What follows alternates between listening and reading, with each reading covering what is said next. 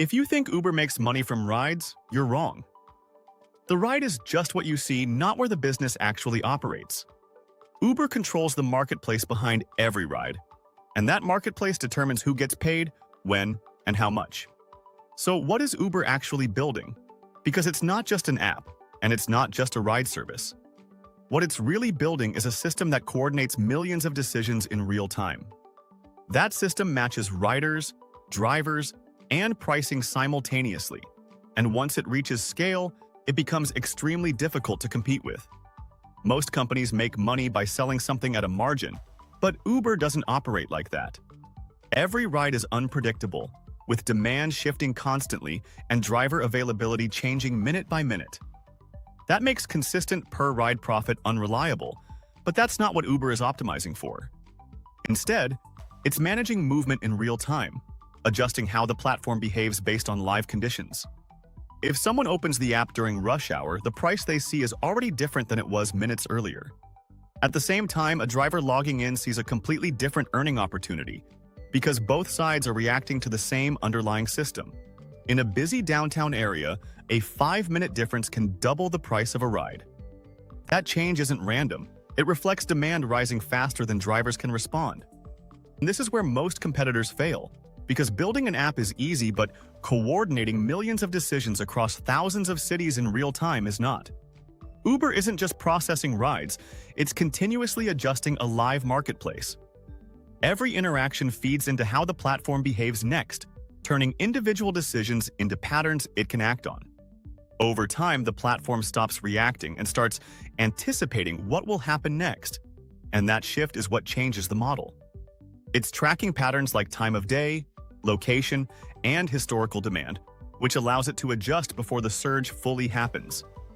This helps pricing, availability, and incentives begin adjusting before problems fully appear.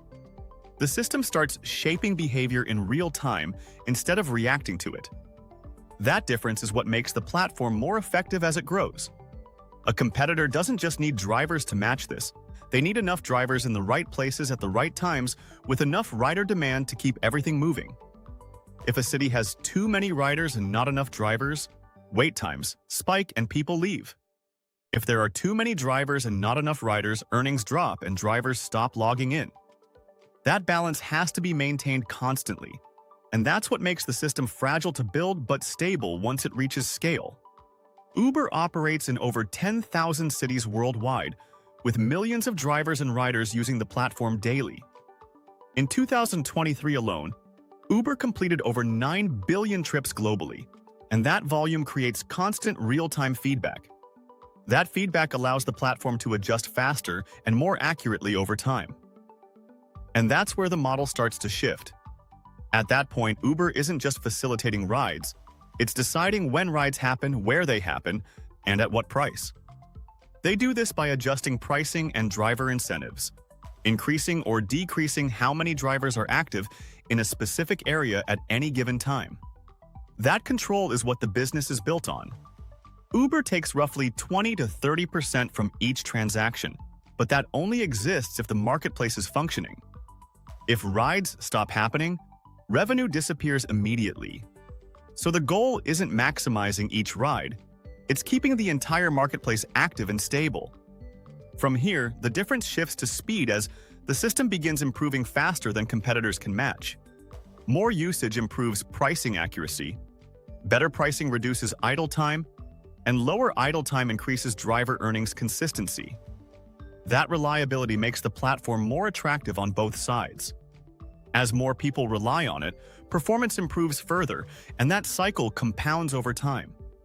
Now the gap doesn't stay the same. It begins to widen.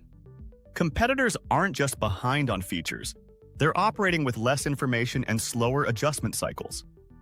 That difference compounds over time. This doesn't stop with rides, because the same system extends into other areas like Uber Eats, where restaurants become supply and customers create demand. Now the platform is coordinating two types of movement at once: people and food. If a driver finishes a ride near a restaurant with high demand, they can immediately be routed into a delivery, reducing downtime. During peak hours, A single driver might complete both rides and deliveries within the same hour. That keeps the system moving efficiently and increases overall utilization. And that's where the model starts to scale differently. Uber isn't building separate businesses, it's stacking more activity onto the same infrastructure. Each additional layer improves routing, reduces idle time, and increases earnings consistency. That reliability is what keeps users coming back because people don't care about the system. They care that a car shows up quickly and gets them where they need to go. As drivers and riders continue using the platform, their behavior begins to adapt to it. Drivers position themselves in high-demand areas, and riders open the app expecting immediate availability. Over time, the platform becomes the reference point people rely on, and that's where the model becomes difficult to replicate. A competitor doesn't just need technology, they need participation from both sides at the same time. Drivers need consistent work, and riders need consistent availability. Without that, people don't open the app, and without activity, the system never stabilizes. That creates a cold start problem that's extremely difficult to solve. You can't get drivers without riders, and you can't get riders without drivers. Uber solved that by aggressively seeding both sides early. In new cities, Uber subsidized rides to attract riders while guaranteeing earnings to drivers, even when demand wasn't there yet. That jump-started activity on both sides at the same time. Once enough people started using the platform, the system could begin sustaining itself. And there's one more layer that explains why this model becomes stronger over time.